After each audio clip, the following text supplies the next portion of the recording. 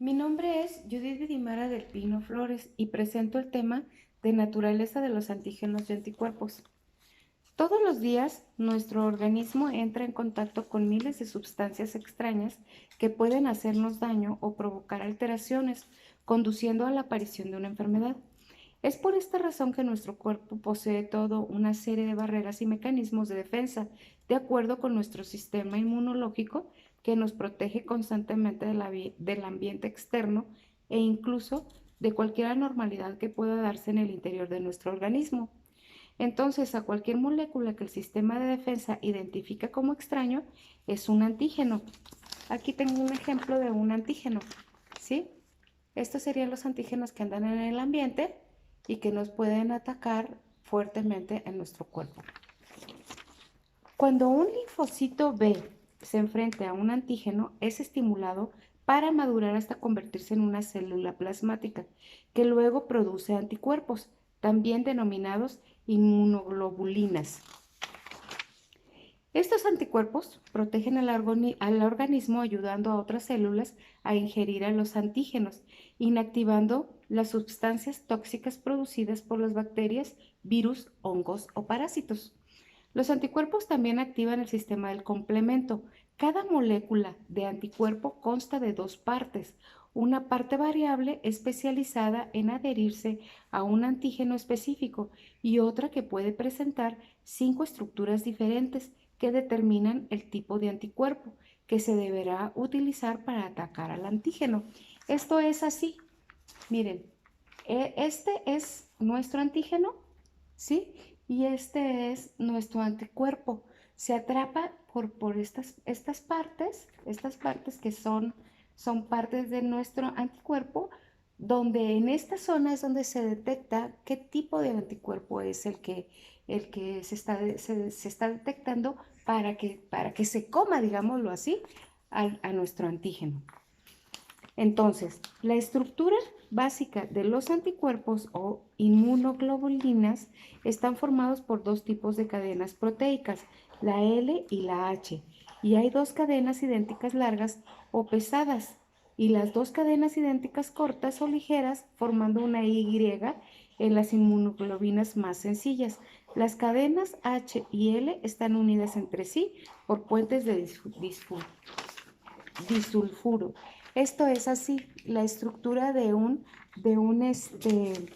anticuerpo es de forma Y, en donde tenemos las dos cadenas largas y las dos cadenas cortas, ¿sí? Tanto las cadenas H y las L tienen una región variable. La región variable es la que tiene aquí en la punta, ¿sí? Aquí en las puntas, y es donde se atrapan nuestros antígenos. Esta región presenta una secuencia de aminoácidos distinta en cada anticuerpo. Hay una región constante igual en las inmunoglobulinas del mismo tipo, con la función de unirse a los fagocitos, linfocitos B, etc. Hay que tener en cuenta que uno siempre, cuando un antígeno entra en contacto con el anticuerpo o el receptor correspondiente, se iniciará una respuesta inmunitaria. Quiere decir que cuando se atrapan aquí los antígenos, siempre se va a desencadenar una respuesta inmune. Y esta respuesta inmune va a ser específica de acuerdo al antígeno que se está detectando. Entonces, podemos decir que la capacidad de un antígeno de iniciar una respuesta depende de sus características, su naturaleza química, su complejidad, su tamaño.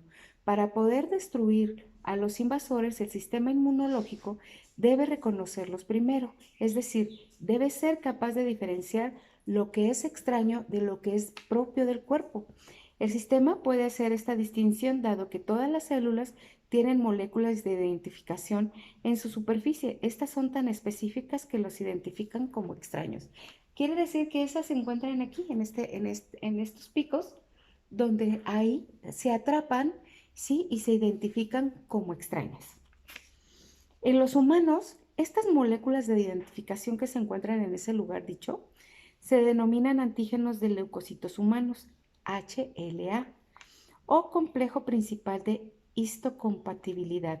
Se les denominan antígenos porque pueden originar una respuesta inmunológica en otra persona. Normalmente no provocan una respuesta inmunológica en la persona que los posee. Cada persona tiene antígenos de leucocitos humanos únicos en su género. Si una célula presenta en su superficie moléculas que no son idénticas a las de las células propias del organismo, es identificada como extraña. El sistema inmunológico ataca enseguida a esta célula, que puede ser un microorganismo, la célula de un tejido trasplantado o una célula del cuerpo que ha sido infectada por un microorganismo invasor. Algunos glóbulos blancos, los linfocitos B, reconocen a estos invasores, pero hay otros que se llaman linfocitos T. Necesitan la ayuda de otras células del sistema inmunológico, denominadas células presentadoras de antígenos. Estas células ingieren un invasor y lo descomponen en fragmentos. Estos fragmentos de antígeno invasor se presentan en forma de los linfocitos T y los puede reconocer. Entonces el sistema inmune reconoce un antígeno principalmente mediante dos mecanismos. Uno, que puede ser la unión o interacción específica entre el antígeno y su anticuerpo, donde el anticuerpo es una proteína producida por el sistema inmunitario del cuerpo cuando detecta sustancias dañinas. Cada tipo de anticuerpo es único y defiende al organismo de su tipo específico de antígeno. Y por el otro lado, también puede ser por la unión e interacción específica entre el antígeno y los receptores de antígeno, por ejemplo, los receptores tipo TOL, situados en la superficie de las células inmunitarias. Todo esto lo estamos hablando de esta zona, que es donde se detectan los antígenos. Estas clases de inmunoglobulinas que aparecen en la especie humana son G, M, A, D y E. La clasificación en un tipo u otro depende de la cadena pesada que poseen. Quiere decir que dependen de estas cadenas pesadas. La inmunoglobulina G es la que se encuentra en mayor proporción. Consta del 80% del total de las inmunoglobulinas. Se encuentra en gran proporción en la respuesta inmune secundaria. Se une rápidamente con macrófagos y neutrófilos, provocando la destrucción del microorganismo. Es la inmunoglobulina responsable de la inmunidad del feto y del recién nacido, ya que puede atravesar la placenta y se secreta en la leche materna. La presencia de esta indica que el proceso de infección es antiguo y tiene la estructura tipo Y. En el caso de la inmunoglobulina M, se compone de un 6% del total de las inmunoglobulinas existentes en el cuerpo humano. Este anticuerpo se produce cuando se encuentra con un determinado antígeno por primera vez. Este está presente en el torrente sanguíneo, pero no en los tejidos. Está formado por 5 unidades de IgG dispuestas en pentámetro. Esta quiere decir, es esta figura que está lista para atacar a un antígeno completamente nuevo cuando es la primera vez que ingresa a nuestro cuerpo. Entonces, es el que presenta el atacar a este antígeno. Después viene la inmunoglobulina A. Representa un 13% del total. Se encuentra en las secreciones tanto sensoras como mucosas de la saliva, moco, leche o lágrimas. Actúa como barrera protectora de la superficie corporal y los conductos secretores. Se produce junto con la inmunoglobulina G. Genera inmunidad al recién nacido al encontrarse en la leche. Está formada por dos IgG unidos mediante la pieza secretora que evita la degradación en ciertas zonas como el intestino donde hay proteasas. ¿Sí? Está formada por dos IgG. Esta quiere decir, es la inmunoglobulina tipo A, en donde están encontradas las Y por el lado más de la cadena larga, ¿sí? Posteriormente estábamos hablando de la inmunoglobulina D. Aparece en una baja concentración, solamente el 1% se encuentra en el cuerpo. Su estructura es semejante a la inmunoglobulina G, pero diferencia en la posición de los restos glucósidos. Las cadenas proteicas son las primeras inmunoglobulinas sintetizadas por los linfocitos B.